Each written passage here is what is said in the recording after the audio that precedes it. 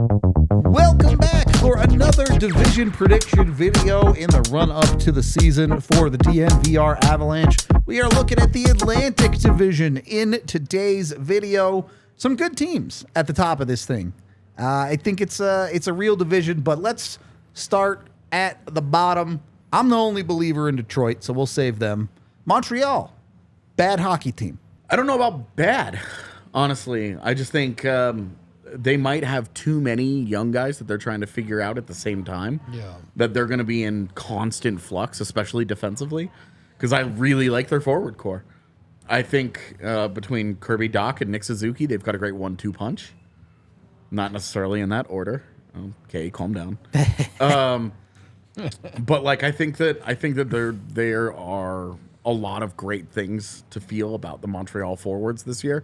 And the defense, it's just a year of trying to figure out who's real. They've got so many young guys that they've got to try and sort through. You're doing a lot of dressing up good players on a bad hockey team. Well, and then all of them are in for. You're going to have a bad defense because it's going to be a bunch of young guys making a bunch of mistakes. Yep. So it doesn't matter which ones that play. It's not going to be very good, but that's the process for them this year. Yep. Is figuring that out and figuring out which guys are going to be around when David Reinbacher takes somebody's job next year. You know? And then all of them are going to be in front of freaking Jake Allen, so none of it's going to matter. Yeah, and I think Kent Hughes and Marty St. Louis, I think, Gordon, they're going to do a good job. They've done a good job. Again, they didn't want to use the word rebuild. But Not in that market. It's been a rebuild. It has been when you think about it. And then injuries hit them last year, right? Oh. Caulfield went down, and even a guy like a veteran guy, Monahan, that had got at the start, he was actually doing pretty good, and it was gone for most of the year. So Yep. I think this year will be a little bit different. If you looked at their decor last year, some nights you're like, oh boy, you know what I mean? Again, some guys that will be good players, but no experience. It's National Hockey League's a tough league to learn on the fly. I'm talking about the win columns. It's gonna hurt you, and I do believe they will be good. I just don't think that their time is now. Agreed. I think we're all on the same page, and that's why I have them towards the bottom of the barrel there. But Sure feels like they could use one top 3 pick. Yep. That's a really, really, really, really good player to really move them I forward. could use David Jiricek. I mean, I'm kind of making this joke about where is the number 1 overall pick that they just paid Yeah. a year and a half ago. Yeah. Is Slafkovsky on that roster? Where is he? So answering those questions will be the theme of this season, and because we have absolutely no idea. again, tough league to learn on the job. Yeah. It's tough. It's a tough league. That would be why the expectations and our predictions are very tempered for Montreal. Yeah. All right. I know you all have Detroit at the very bottom. For the record, I don't think Detroit's making the playoffs. I have them up a little bit. Probably more about my gambling on thinking Boston is going to implode than anything else. But I do think right now there is some urgency in Detroit to show progress from that front office. It's been 4 or 5 years now. I think people are starting to want to see them take a step. So I do think they will be aggressive with that. I get it. I think their defense is a mess. But maybe Mo Seider can carry enough of the load that they get away with it. Forward core, we'll see. I've always liked Dylan Larkin. I get he's not a super elite player or anything like that. You have a handful of pieces that we're going to see how they fit in Detroit. I will put it that way. Some of them I think will work. Some of them maybe won't work as well. But I think they've done enough to put themselves into the mediocre category. Yep. I don't think they're good. That's the word that I would use, is mediocre. It's a sea of mediocrity. Yep. The Yzer plan is an Yzer sham for me because they continued to waste money on guys like JT Compher and Andrew Kopp to be guys that they cannot be.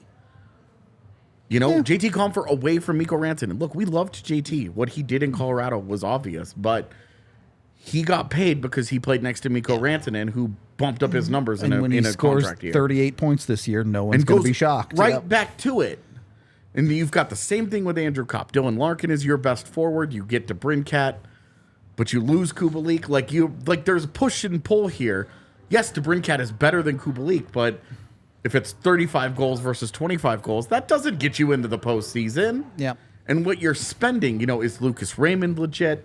Jake Wallman is a revelation on their defense last year. Mo Sider takes a small step back from a great rookie solve year. The existence of Ben Chirot, though. Well, and this is what I'm saying. So much money gets spent, and they have no answer in net. There's no goal. Ville Husso is obviously not going to be like a high-end starter. Yeah. And I would be higher on Detroit if they were in a different division. But when you are It's fair. so mediocre and you're in a division that is just bursting at the seams with elite players on all the other teams except Montreal, you're just going to fall behind. And I think if they were in the Central, I would probably have them pushing Minnesota. They're not in the Central. And so I think they're going to get bodied, and it's why I have them as low as I do. And that's why I have him there. It's nothing against Detroit. It's more what the other teams are, and they are not. Or they're not there yet, or whatever it is, like you said, the plan. So for me, that's why I have him slotted there.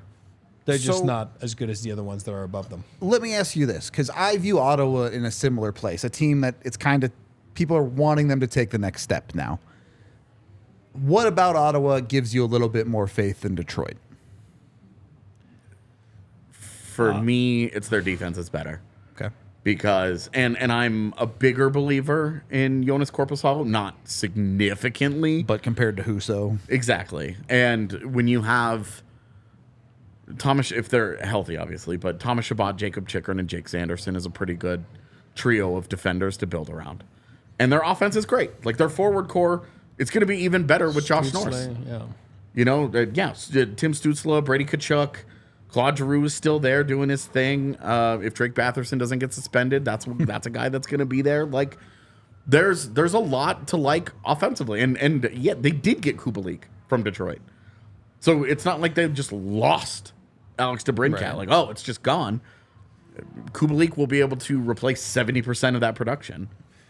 I do believe the new ownership group, right, that was closed, like, was it last week or the week before? Yeah. There's been some uncertainty the last few years, and this guy's really all in, and he's really trying to make changes. He really wants to, he knows he's third fiddle to Montreal and Toronto. He's in between, right? So those are two big markets in the National Hockey League.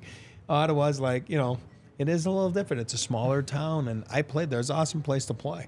But I think the ownership group, with the hiring of Steve Staios last week, there'll be some more changes. Tkachuk's a good leader. You just said it. There's a bunch of not new players, up-and-coming superstars in this league, and Stützle and all those guys. They have a decent core on defense. I like Korpisalo. I do believe he's going to be pretty good. So that's kind of why I have them ahead of Detroit. But again, not so far ahead that there's other good teams, right? Yeah. That they're just not there, you know what I mean? But I think they'll be a lot closer. This is what I want to ask, because you have Ottawa in fifth in the division. Are they in? Are they in over the fourth spot in the Metro, as we talked about yesterday? No. Metro's not a super strong division. Do you think Ottawa squeaks in, or is that 4-4? I think they're going to be right on the cusp. I think they'll be on the outside. Okay. Not quite making it in. Yeah. You look at the rest of this division, there's a pretty clear separation, I think, for some of the top teams. But you end up in this middle spot of who are Boston and Tampa Bay now? Yeah. Boston, obviously, significant change with retirements of Bergeron and Krejci. Can their goaltenders do it again? What's going on with that? And then Tampa Bay has been a little bit all over the place. The Stamkos news that came out recently about his unhappiness potentially in that organization. Obviously, Vasilevsky being gone for the first 2 months of the season is a huge blow to them. I'm a believer that, look, they're extremely experienced. I think they can continue to do it, but it looks like I'm the only one that believes in that. You take the boat on this because you're the outlier in both Tampa and Boston. You have Boston at near the bottom. Yeah, so Boston, I think, is probably a little bit more wishful thinking for me, but understandable. I don't see it from their goaltending. I do not see anywhere near the repeat of what they got last year out of them. Okay. I think you're going to see a significant step back in that regard from them. And I get it. They still have great players, Pasternak, McAvoy, all that. But I really do have concerns about what that locker room looks like going into this year. Losing key leaders like Bergeron on that hockey team. Look, Brad Marchand has turned into a great hockey player. You're going to have a hard time convincing me he's a great leader. Put it to you that way. I think Boston is going to take large step back early in this season. And we've seen this with almost every team that comes off of a year where they win the President's Trophy. Most of them don't take as big a step back as I think Boston is going to take. Yeah. But there's going to be some burnout on that hockey team after the year that they just had. Yeah, and look, you go from your top two centers are Patrice Bergeron and David Krejci, and now they are Pavel Zacha and Charlie Coyle. Yep. You're in trouble. Yeah. Like, you just are. Their third line in training camp has been AJ Greer and Trent Frederick. Are those guys hard to play against? Yeah. Sure. Are they going to provide you high-end offense? No. Are they going to make up some of that gap? No. They would be better suited to be a fourth line. Why do I still believe? I'm on the opposite side of their goaltending. I think both Ullmark and Swayman are quite good. Fair enough. Not as good as last year. Don't get it twisted. If they're that good again, forget it. But not as good as last year, but also, again, you have a top pairing in Hampus Lindholm and Charlie McAvoy that is one of the 5 best pairings in the NHL. It's very good. That defense will be good again, but when it has a top pairing that good, I've got the respect, and David Pastrnak is extremely good, and he is going to have some things going for him this year that I just think that he is going to relish stepping into that spotlight. I do wonder how he plays. I buy Brad Marchand as their captain because I think he's a heart and soul guy who plays for the logo on the front. He's playing for a lot of pride to not let the ball drop from the Bergeron era in which he spent his whole career. I think that there's a significant amount of doubt about Boston for good reasons, obviously. And I think that a guy that is Brad Marchand is still very good. Oh, great hockey player. Very good. And the outside world may not view him in a certain light, but I view the way that the outside world looks at Brad Marchand as the way that the outside world looks at Gabe Landeskog. There's a lot of disdain for some of the borderline stuff that they've done in their careers, but an insane amount of respect for what they've accomplished and who they are. And I'm buying it with Brad Marchand. I just think that's a better fit as the third guy on that list behind Bergerons of the world. I mean, you don't replace Patrice Bergeron. You just don't. And that's why I have them as fourth here. Sure. But I do still think that when you have an elite defensive pairing, and I think they're going to get great goaltending. It's not going to be Vezina goaltending out of both guys. But I'm not good defense and good goaltending is a regular season combination. I could see good goaltending. I don't think they'll get great goaltending. So I think that's where we mainly differ. Well, you asked me at the start of the show, you said, predictions. As I'm nervous. I'll tell you why I'm nervous. Boston Bruins. Last year, they had a lot of injuries at the start of the year. The first 10 games, I happened to be in Boston. I saw a couple games live, and I'm like, they're in trouble. You know what I mean? But you know what? They won every game. They won like a franchise record, like 10 in a row, 12 in a row, whatever it was. It was outrageous. And then I would have said last year it was going to be pulling teeth to make the playoffs. They got 135 points. League record. I mean, are you kidding me? That's what makes me nervous. So that's why I have them a little higher than I would have maybe liked, because I think there's a lot of question marks. You don't replace Bergeron. You don't replace Bergeron, Krejci. Yeah. Those two have been staples there. So I'm a big Charlie Coyle guy, but he's not. He's a third line center. And he's probably one of the best in the league. Multiple teams, including Boston, have tried to make him a second-line center, and it has never worked. And they know that, and they're probably going to try to figure out how to fix that. But I'm a big McAvoy fan. I love Charlie McAvoy. I think he's going to take another step this year. I love pasta. I mean, I love pasta, the food, but I love David Pastrnak. Like, I love what he brings. I love his Dunkin' commercials. I love everything about this guy. So watched him again a couple nights ago, exhibition game, preseason. He's scoring a couple. Crazy in overtime. Like, I mean, someone's scoring when he's on the ice in overtime. It doesn't matter what team, but somebody's scoring. And then, so that's why I got them a little, maybe higher than others, but it'll be interesting to see how they recover from Bergeron. I also think Jim Montgomery is a great head coach. I agree with that. And that's where that could be the difference maker. For sure. There are too many factors that I'm just like, for a regular season, I think they have a great head coach. I think they have an elite forward in Pasternak. I think that they've got a chip on their shoulder because everybody's down on them. I think they've got a great top pairing, and I think they're going to have very good goaltending. I've now called it good, great, and very good goaltending. Somewhere in that range, for sure. They're all interchangeable in my brain because I think it's going to be really, really good. Now a fourth one, really, really good.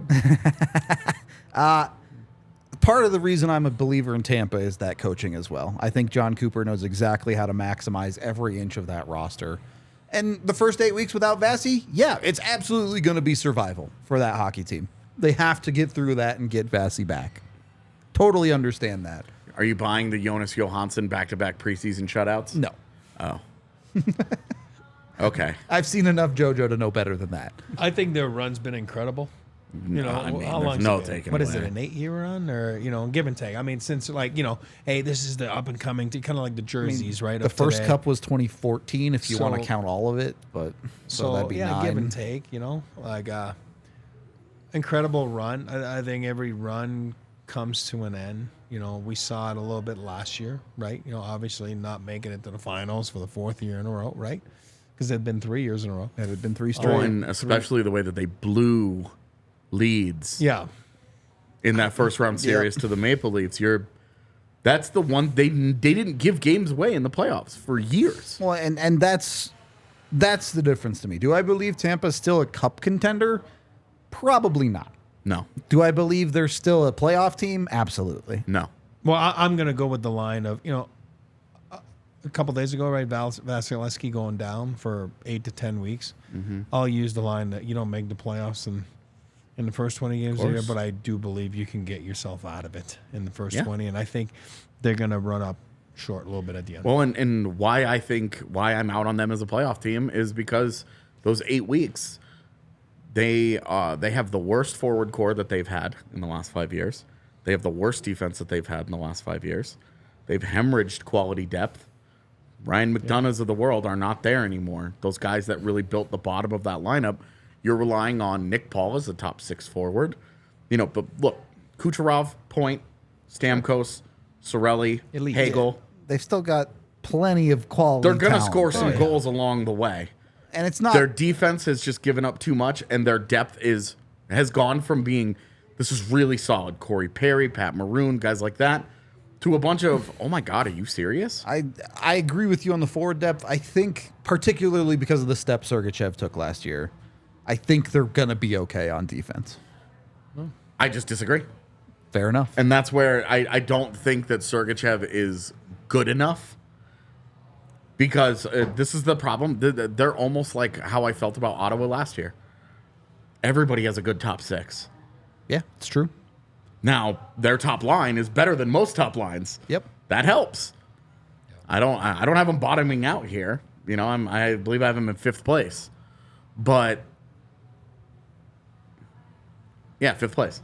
So it's not like I'm hard out, but I think that they're going to just miss, and I think that the 8 weeks that they're without Vasi, because they don't have a guy that they can really lean on as a backup that you try. How would you feel about the Avalanche right now if they had Justus Onanen as their number 1 guy? Yeah, not great. For the next 8 weeks. Not great. That's what the first 8 weeks are about survival for Tampa. I get that. And I don't think they will.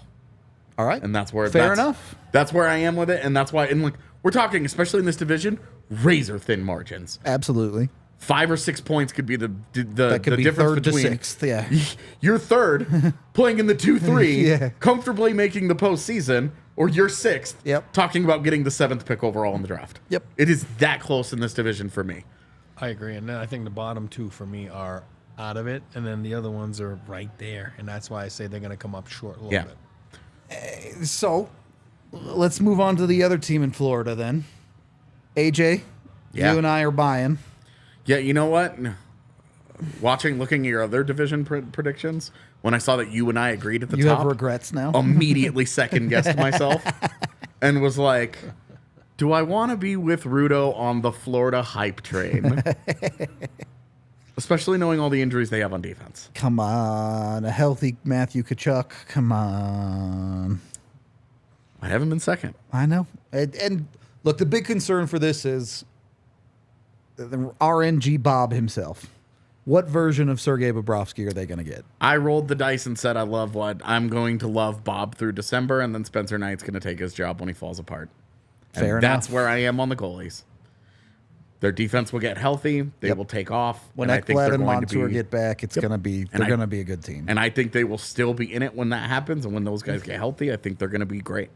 I think Paul Maurice did a good job. I mean, somebody in the favor, former app coach of the defense, right, for the Panthers. I thought he did a marvelous job last year with that decor that they had, and I know that Sly talks so high about Paul Maurice, a guy that I don't really know, that I've met a few times, obviously over the years and 20-something years, but I think he did a great job last year. I think the coaching staff did a good job, and I think they made them believe. And you got Kachuk, Barkov, Montour took an unbelievable step last year. I mean, that forward core is. I mean, it's high pretty end. good. Yeah, Sammy Bennett's been a great fit there. Yep. We haven't even mentioned Sam Reinhart. Sam Reinhart's been Casually a great fit putting there. up 60 points out there. Like, Yeah, it is a good team. You're So right. good. Question mark in goaltending in a sense that which Bob are you gonna get, or is it Spencer Knight? Is it? They open with Anthony Stallars, And who's been a good backup. Or they went in the play last year. What they do? Like Alex Lyon Alex started Lyon, the playoffs, yeah. right? So, Got them into the playoffs. Exactly, and then exactly the last 10 games. I mean, he was outstanding. And downplaying Alex Lyon, but when you have a guy you pay $10 million, it's like holy crap. You know what I mean? Like really? And then it became that $10 million a year guy after. But I think that experience last year from the playoffs is really going to be beneficial for that team. I think they saw what it takes. They believed, and I do believe that they're going to believe again. I just don't have them as high as you guys. But again, it's such a good division there that I think there's you're talking about a couple points here. well, let's talk about the new kid on the block in this division then. Buffalo. Yeah. Is it finally their time? Really disappointing Megan is not here to defend Yeah, Buffalo. the in top of the top. Yeah. I mean, it's funny because, I really wanted to be with Megan on this one and go with Buffalo at the top because I think that Rasmus Dahlin and Owen Power, Matthias Samuelsson, Eric Johnson is a veteran guy. Their forward core is banana pants. Good. It is so good. Banana pants. And, I mean, when you're just, burying 59-point Casey Middlestad on your third line, Feels pretty good. You've Yep. got guys like J.J. Paterka and Jack Quinn who have shredded the AHL in your bottom six. Your worst forwards are Tyson Jost and Peyton Krebs. Are you serious? Feels pretty good. You are a great offensive team, and you are led by Tage Thompson turning into a true elite first-line center. Yep. A 50-goal candidate. No argument. He's everything that you want. The only question is what's going to happen in net. Eric and I are both extremely high on Devin Levi. He's got to get there, though. But does he open the season in Buffalo? Do they wait? Does it happen? Do they flounder until December? That's the only thing that held me back from going all in on Buffalo as a winning the division, storm the gates, damn It's the their man time, kind of yeah. thing. Exactly. I love Buffalo. I do. I think Kevin Adams have done an awesome job. I'm a big believer in Donnie Granato for that group. I think he's the perfect coach for that group. I think Kyle Okposo has been that guy that, again, on the ice maybe doesn't bring as much as he did like a dozen years ago, whatever it was, coming out of college and being hyped up and all that stuff. But I think he's been that good, solid veteran that's shown the ropes. I think going to get EJ is going to be a great thing for them. Our friend Eric Johnson. I love their size. I mean, you're talking about Thompson, you're talking about Greenway, you're talking about Alex Tuck. I'm a big Alex Tuck fan. I love Alex. He's one of my favorite My players. man. Casually Is he your forget guy? that- I didn't know that. Oh, he loves He's Alex. my dad's favorite player. I mean, my dad was a Vegas Golden Knights fan, season ticket guy, and then, loved Alex Tuck. And what One of a my nice big young misses. man. What's that? One of my big misses. Oh yeah. You got to I let know. me have a few, all right? totally. Right, you're allowed to have it. Rudo won this one. But Alex Tuck, I'm a fan. Tage Thompson, I mean, they have heads on the shoulders. They're smart kids. They're good kids. They're humble kids. I think they believe right now. And you're right. The X factor is going to be, I think, Devin Levi in that. I do believe he spends some time in the American League here at some point at this. Maybe I'm wrong, but it doesn't mean that for me he doesn't come back and puts them over the top and has a big run of the Calder. Devin Levi. There is a giant difference between how you feel about teams like in New Jersey or Carolina, where you're like, who's in net? But all the options are pretty good, because the options in Buffalo outside of Devin Levi are Eric Comrie and Ukko-Pekka Luukkonen, who neither one of those guys inspire a single shred of confidence as starting goaltenders on a team that pushes for home ice in the playoffs. Agree. So eventually I think Buffalo's just going to say, we tried to give this time, we tried to be patient, we tried not to get ahead of ourselves. Yeah. Devin Levi's their guy. And once they accept that and they just live with the rookie lumps that they will take with him, I think they take flight. Yeah, I totally with it. I do have them in the playoffs, even though I'm a little bit lower. I'm giving Tampa a lot of credit for a team that's been here and done this for a long time. Same thing with Brad Marchand. There's a lot of pride there. Totally fair. But you do with Tampa, what's up with the Stamkos thing? Yeah. What's up with John Cooper? John Cooper been there a long time. You could just start to see the cracks in that foundation, and I think the Vossi thing just kind of ripped it open. I think they'll hold it together. I do. But one last team to talk about in this division. 3 of us have them at the top. However you feel about their playoff performance, it is undeniable that Toronto's roster is a great regular season team. Really that simple to me. I mean, obviously GM gone. Yep. You know, Brad Treliving comes in. Everybody was thinking that Keefe was going to be out as head coach. Keeps him. So we'll see what that does. But when you have like Matthews, Marner, Nyland, I mean, there's a lot of firepower in there. John Tavares is a solid player. I mean, I'm not saying he's here. It's my favorite player. I'm saying, but there's some good players on that team. I do believe that a lot of it is made out of cores and stuff like that. Again, for me, they've never done it in the playoffs. And I know they've had it, Bertuzzi, Domi, guy, a little sandpaper, right, Reeves. But I don't know about that core, and I'm not saying they're bad guys. I'm saying I've never seen it where they've performed in the playoffs to really put them, in the second, third, finals, win, get to the summit. They're good enough, but we all know that it's not good enough to just be good enough. You got to make sure that somebody leads the right way. And I think that's where the verdict's out on, in the playoffs. It's not in the regular season, because obviously I have them right there at the top. I think it's going to come down to, again, like, can they really figure it out in the playoffs and be one of those real teams? I don't know. And as a regular season prediction show, I don't care. Yep. Exactly. That's regular season. That's exactly why it's like, I have them at the top of the division. As soon as we get to the postseason, I'm going to look at that matchup, and we will see. And I'm picking whoever the other team is in 7. In the regular season, William Nylander doesn't have a contract. Austin Matthews, I think, scores 60 again this year. For sure. They're an elite offensive engine. Yep. Morgan Riley's going to have a huge bounce back. I like their defense more than most people. Yep. And it's not I like their defense in the playoffs. I like their defense to get through 82 games. Yep. You can outscore your problems in the regular season. If you're an exceptional offensive team, you can outscore your problems in the regular season. 82 games. Teams do it all the time. Yep. I'm with you. That postseason conversation, I will save for that postseason, because until the 3rd week of April, it don't matter. It doesn't matter. And until I have to pick them to start winning playoff series, they're a good team. Yeah. Yep. I think they win the division. Agree. That is the end of this division. We appreciate you watching. We still have the West to come. Be sure to tune into those, like and subscribe here on YouTube so you don't miss them. We will see you in the next video.